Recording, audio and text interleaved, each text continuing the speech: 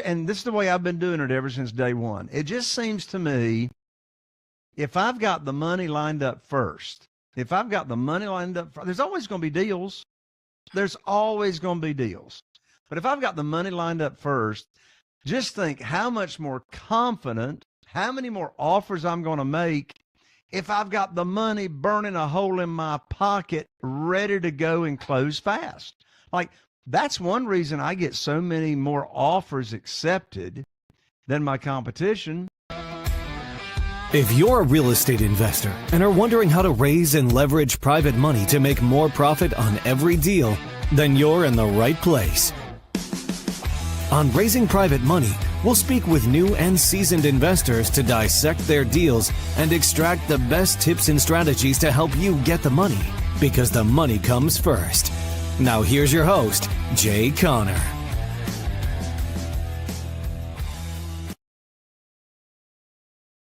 All right, welcome to the No Investor Podcast. I'm Dan Deppen, and today I'm joined by Jay Conner, the Private Money Authority. Jay, how you doing? Hey, Dan, I'm doing fantastic, and thank you so much for inviting me to come along to talk about what I'm so passionate about. That's private money, because that's had more of an impact on our business than anything else we've done. Yeah, I think that'll be a great topic for our audience, because I use a lot of private money in note investing. And one of the things I've talked about for a few years and included in courses is that raising private money is actually a lot more straightforward and probably less scary than people think. But I noticed something that people who haven't done it before tend to have like a lot of resistance to, or they just kind of assume it's really hard. So I'm glad you're here to kind of talk about how you go about it and some of the other concepts. And I'm looking forward to learning from you as well. Absolutely. Well, you know what I love talking about on private money is how to raise private money without ever asking for money. You know, it's funny, Dan, I've been investing in real estate full time since 2003 here in Eastern North Carolina, but I've been raising private money for real estate deals since 2009. I got 47 private lenders right now. I've never asked for money. And so I'm looking forward to diving in deep with you. Exactly how do I go? And, you know, I've never pitched a deal.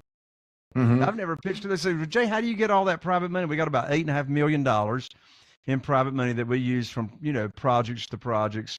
And so it's all about attracting and not chasing, begging, selling, or trying to persuade or talk anybody into anything. No, that sounds great. So I guess we can, to begin. So like, where does somebody start if they've never done this before? Sure. Well, a great place to start is it's hard to own real estate. It's hard to invest in notes until you own the real estate that's between your ears. So what in the world do I mean by that? So it's a big mindset shift.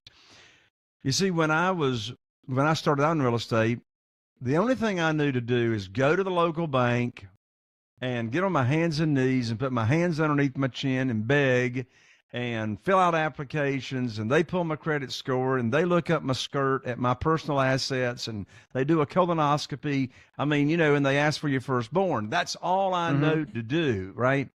Well, all that changed in January of 2009. I'd been in this business full time for 6 years, and I picked up my telephone here at the desk. I called my banker. I'd been doing business with him for 6 years. Told him about 2 deals I had under contract, and I learned like that, Dan, over the phone, that my line of credit had been shut down with no notice.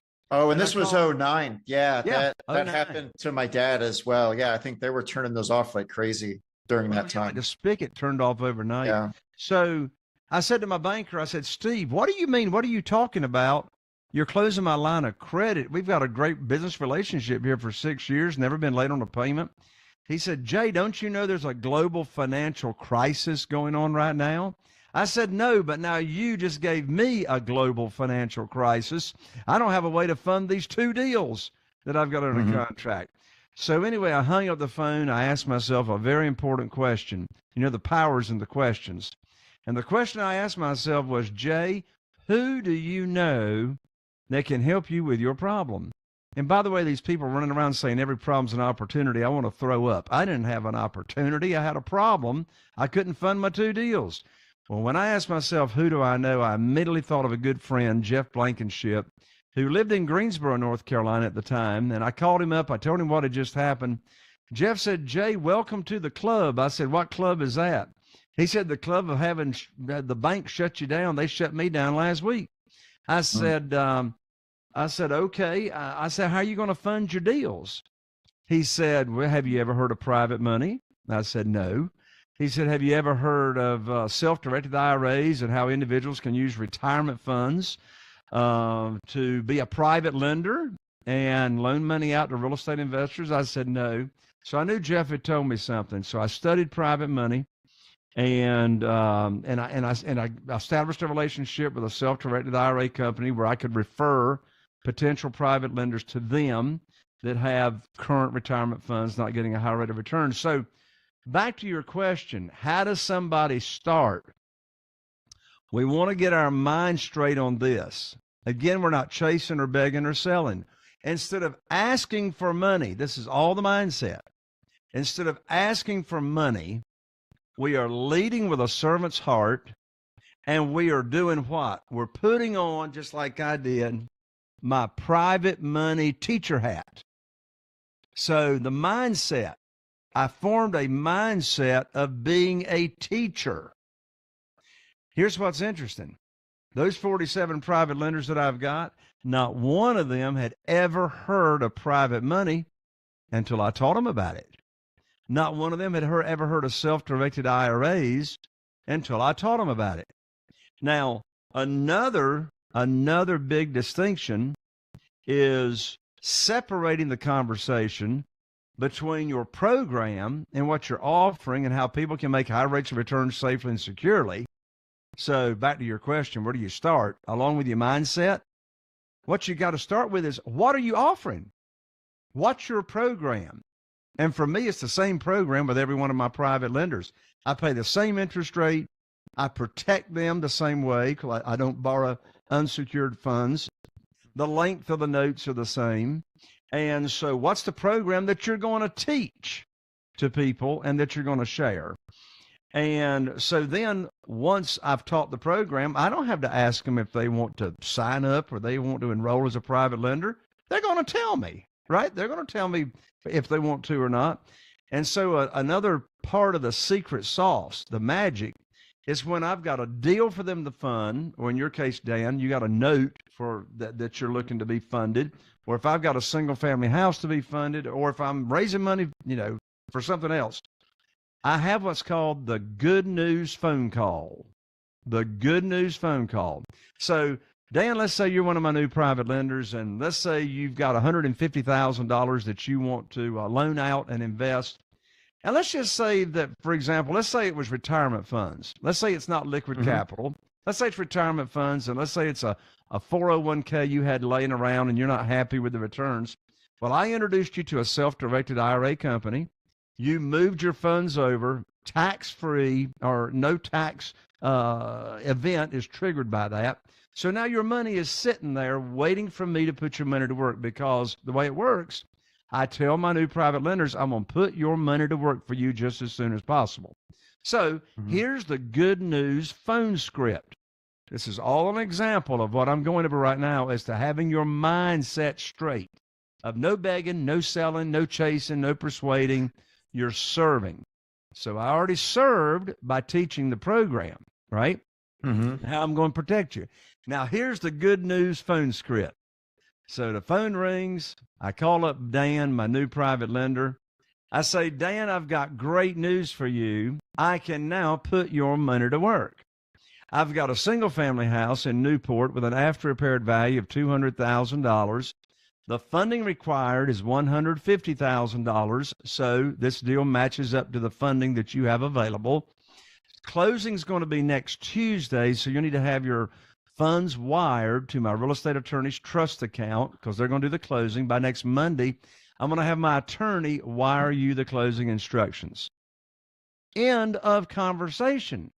Notice I did not ask Dan, do you want to fund the deal? Of course, you want to fund the deal. You've been waiting for the phone call, and I'm not bringing a deal for you to fund unless it matches the criteria of the program that I already taught you. And then in addition to that, if Dan has moved his $150,000 from this retirement account over here to the self-directed IRA company that I recommended, he's done that at my recommendation, and he's not making any money until I do put his money to work. So that mindset of being a teacher, new real estate investors ask me all the time, Dan, they'll say, well, how do I get over the fear of rejection? Well, let me answer that question with a question. How can you be afraid of rejection if you're not asking anybody for anything? Right. You're sharing, you're teaching, you're sharing an opportunity in a program with no deal attached to it. You know, the worst time in the world to be raising money for real estate is when you need it for a deal. Mm-hmm. That's the worst time. So who wants that pressure? Yeah. So basically you're lining up all the funding ahead of time, Absolutely. then going out and finding deals. Absolutely. Now, Dan, I'm getting ready to risk. I'm getting ready to take a risk right now. I'm getting ready to share a quote that I know you have heard from stage of educators in real estate say, and it drives me crazy. It makes me want to go run into a wall. And here it is. They'll say to new real estate investors from the stage, oh, just get the deal under contract. The money is showing up. So a guy that I originally learned notes from, who I don't recommend, that was kind of his attitude, was you go out and find the deal, then you'll like figure it out after that. And especially in the note space, that happens all the time. And what people do is they get the deal and then they end up not being able to fund it. And then they scorch their relationship with the seller. And then it makes it that much harder the next time. Yeah. It's like, I mean, and this is the way I've been doing it ever since day one. It just seems to me, if I've got the money lined up first, there's always going to be deals. There's always going to be deals. But if I've got the money lined up first, just think how much more confident, how many more offers I'm going to make if I've got the money burning a hole in my pocket, ready to go and close fast. Like, that's one reason I get so many more offers accepted than my competition. Look, I just bought an oceanfront condominium a few weeks ago. Oceanfront, third story here at Atlantic Beach, North Carolina. $425,000 is what I paid for it. The renovation, interior paint, and a little bit of sheetrock repair was only $10,000. So I had $435,000 in it. I put it on the market and it was gone. Like, I had multiple offers. I sold it for $628,000. Here's the point of the story, though. The seller had to close from the time they contacted us, one of our Google ads. Had to close in 5 days because it was going to the courthouse as a foreclosure sale. Oh, yeah. And if I hadn't had the money already lined up, ready to go, ready to close, I would have missed out on that deal. Mm-hmm. I mean, time kills deals. Yeah, absolutely. And you can't make money in slow motion. Well, and for the seller in that case too, right? If they let it go to the foreclosure auction, they may still get some money, but it's not going to sell for as much as if they can sell it on their own. Exactly. So those are some really important reasons right there as to why it's so important, in my opinion, in my experience, to get the money lined up first. Know your program, put on your teacher hat, be a servant. And, you know, one question I get all the time, Dan, is, well, how do you get the word out? Like, how do you start sharing this information? Well, there's a number of ways. I mean, obviously you can have, one-on-one visits, go to lunch with people, have coffee. But I like to leverage my time, right? So when I was cut off from the banks way back in 2009, I put my program together like I'm talking about, and it's just generic. It goes for no matter what the deal is. And so then I just invited about 20 people to a luncheon, and had my CPA and my realtor and my real estate attorney there. And I had 20 people just in my own network, right? Just in my own network, invited. I bought them lunch. And then I did a 20-minute presentation on what is private money, what's a private lender, how you can use retirement funds to do this and be totally passive. And so I just taught the program. And, I had a sheet with a level of interest, that I handed out I raised $969,000 from that one private lender event. Yeah, I raised some of my first private money there used to be a local notes meetup that we had here in Denver.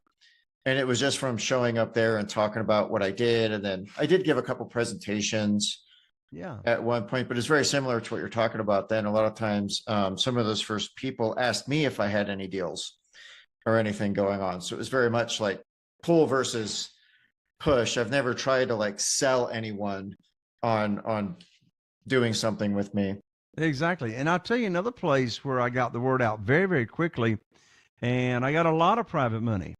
And that was Business Networking International, also known as BNI. Well, that's an international group founded by Ivan Meisner. And the purpose of that group is to give your fellow members in your local area leads for business. So we met every week, 7:30 in the morning. And so I had, 23, 24 other people spreading the word for me about how I'm paying high rates of return safely and securely for people that want to be totally passively involved in real estate. So they'd refer me people. They'd refer people that have cash sitting on the sidelines, refer me people that, were retired and not happy with their retirement funds. So then I could teach about self-directed IRAs. So it's all about leveraging your time and not, running around with your hair on fire. Yeah, maybe you could talk about self-directed IRAs a little bit. Is there anybody in particular that you recommend or IRA custodians you typically work with? Sure, absolutely. So as a matter of fact, I just got his new contact information, but I've known this gentleman for a very, very long time. His name is Nate Hare, Hare, and he has been in the self-directed IRA space for many, many, many years. And the company that he represents is called directedira.com. So that's www.directed, D-I-R-E-C-T-E-D, directedira.com. And just go to that website. In fact, you can go to directedira.com/appointment, and you can book a call with Nate himself. But he's all about customer service and et cetera. And just in case somebody's listening to this show and you don't know what a self-directed IRA company is, here's what it is in a nutshell. A self-directed IRA company is a company that has been approved by the IRS to be what's called a third-party custodian. Over 99% of the people, public walking around, never heard of it. Financial advisors haven't heard of it because there's no commissions in it for the financial advisors. So what a self-directed IRA company does and what the IRS allows you to do is take current retirement funds, or you can open up a new account for $100. But if you want to get going fast, you can take current funds that you might have dedicated as retirement funds in the stock market, mutual funds. That would be with either, Schwab, Vanguard, et cetera. Or it may be a 401k from a previous employer. Well, the IRS allows you to move those funds, no tax effect, over to the self-directed IRA company, and it takes your account maybe a couple of weeks to get funded. Once your account is funded, now you can truly, here's why it's called that, you can now truly self-direct, right? Mm-hmm. The stock brokerages, they'll say, hey, you can self-direct. Well, you can choose which mutual fund. Yeah, you can choose from a menu, and it's a relatively small menu typically, especially employer plans. Yeah, exactly. But that's not this world. I mean, you can use your self-directed IRA account to go invest in a house and flip it, or invest in notes and flip the note or hold the notes or whatever.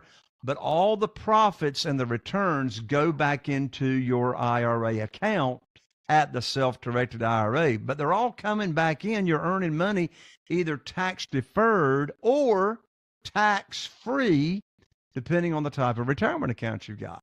I mean, where else can you go earn tax-free money, or at least tax-deferred money until you retire, like this? Yeah, the other thing I always tell people too is sometimes people like assume if they're going to roll money over from another retirement account into self-directed, they got to roll the whole thing.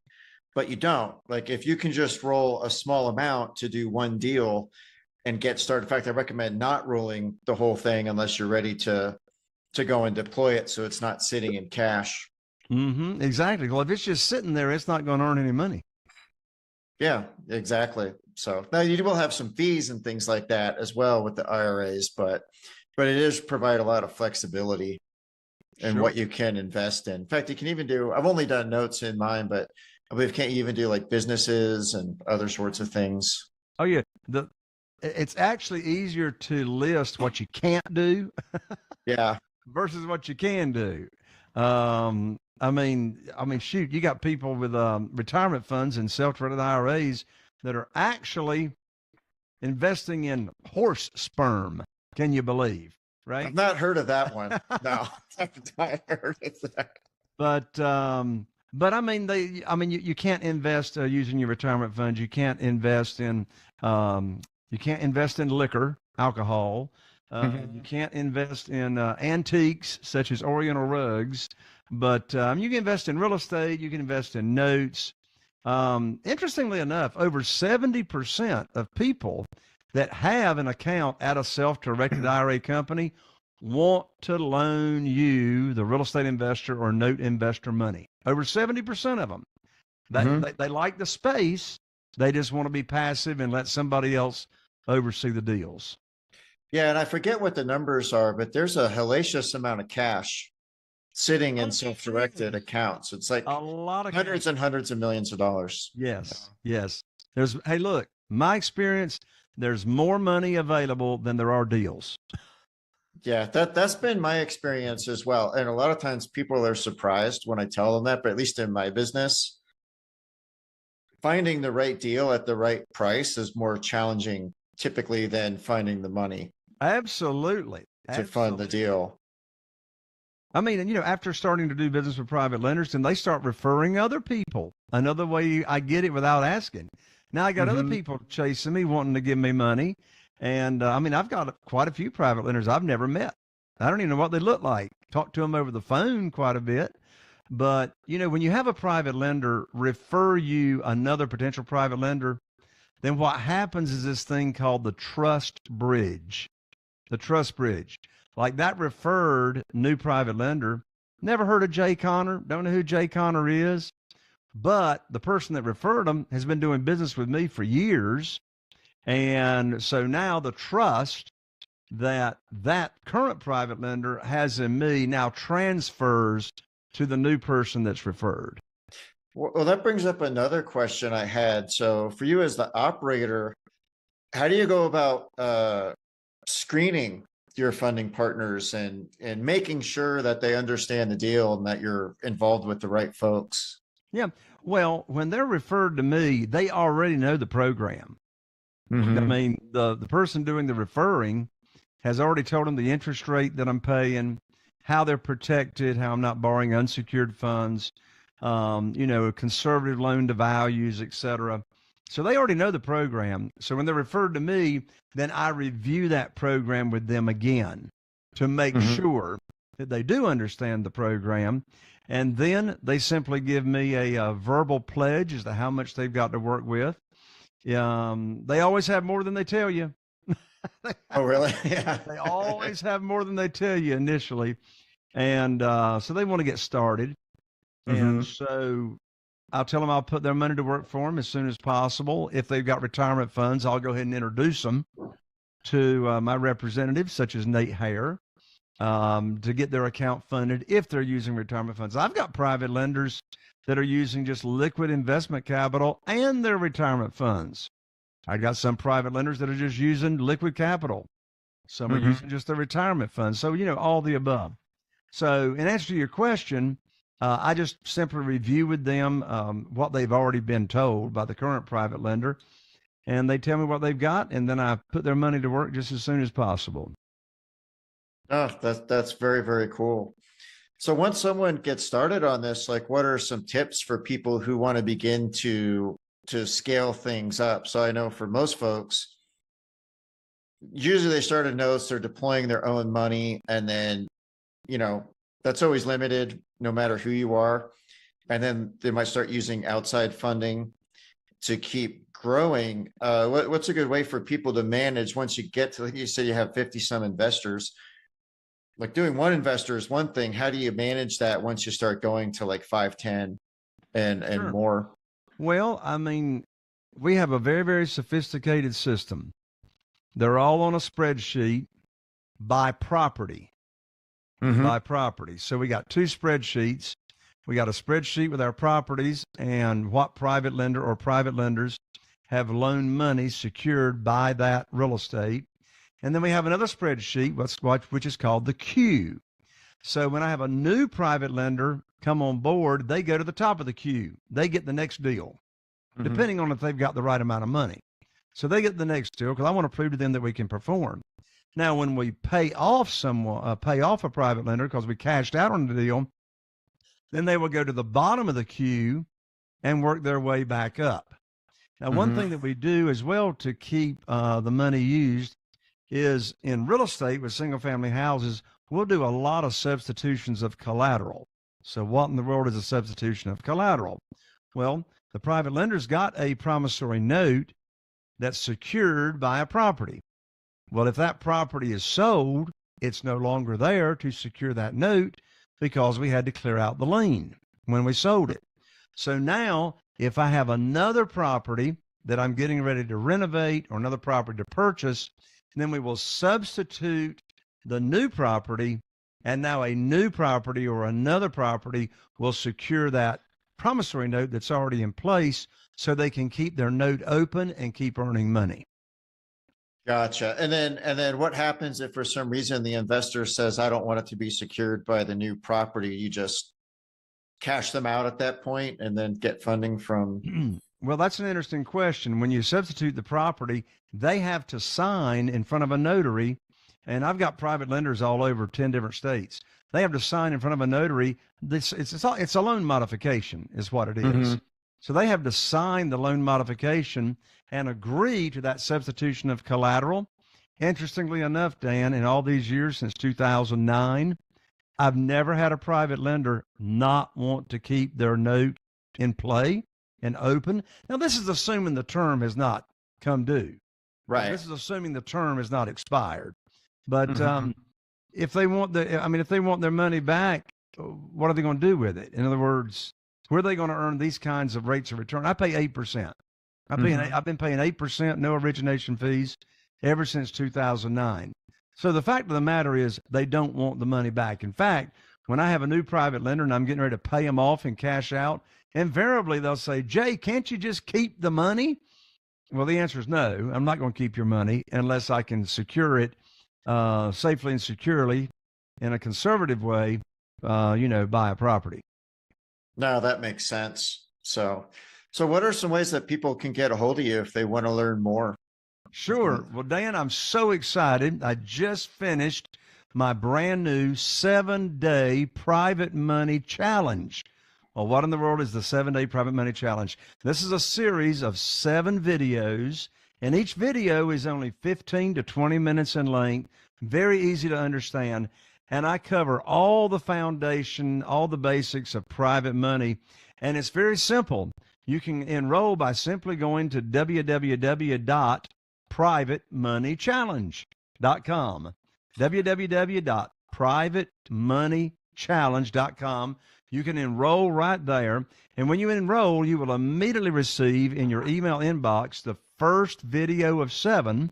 And then the next morning, for the next 6 mornings at 9 a.m. Eastern Time, you'll receive each subsequent video training. That's me right there. And 2 things about it. You're going to learn how to raise private money.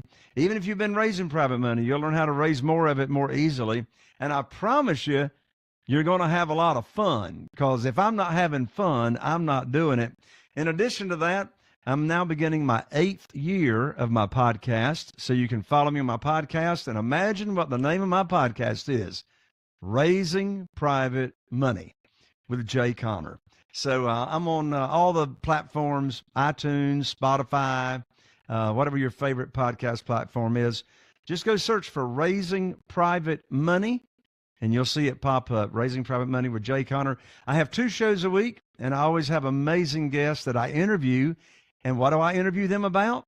I interview them about how they have gone out and raised private money. So we all learn from each other about how our different methods work and how we get all the money we need for our deals. That's perfect. And I'll put the links to both of those, the podcast and the private money channel, in the notes, so it's easy for people to just click on it. So Jay, thanks so much for joining. I really appreciate it. Dan, thank you so much for having me, and God bless you. All right, too. Thanks. Are you feeling inspired by the knowledge you gained in this episode? Then head over to jconner.com/moneyguide. That's jconner.com/moneyguide and download your free guide that shares 7 reasons why private money will skyrocket your real estate investing business right now. Again, that's jconner.com/moneyguide to get your free guide. We'll see you next time on Raising Private Money with Jay Conner.